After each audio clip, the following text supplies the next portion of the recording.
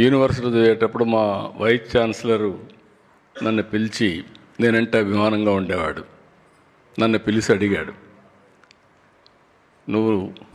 నీవంటే నాకు అభిమానం, మెరిట్ ఉంది, నువ్వు టీచర్గా చేరతానంటే ఎకనామిక్స్లో నేను ఇంటర్వ్యూ పెట్టి చేయగలుగుతానంటే నేను ఒకటే చెప్పాను మా వైస్ ఛాన్సలర్కి, నేను టీచర్గా చేరడం లేదు, నేను ఎమ్మెల్యేగా పోటీ చేస్తున్నాను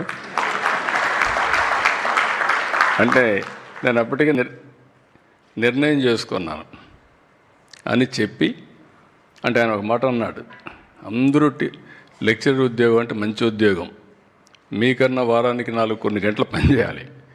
యూనివర్సిటీలో ఇప్పుడే వల్లుకుమారి గారు వచ్చారు, 2-3 గంటలే ఉంటుంది టీచింగ్, మ్యాక్సిమం 3-4 గంటలు ఉంటుంది యూనివర్సిటీలో, రీసెర్చ్ ఎక్కువ వర్క్ ఉంటుంది అని చెప్తే, గ్యారంటీ గెలుస్తారంటే గెలవడమే కాదు మళ్ళీ గెలిచి వచ్చి నీతో మాట్లాడతానని చెప్పి వైస్ ఛాన్సలర్ చెప్పా. గెలిచా, 80లో మంత్రి అయ్యా, అక్కడి నుంచి 95లో సీఎం అయ్యారు. మీకు చరిత్ర తెలుసు.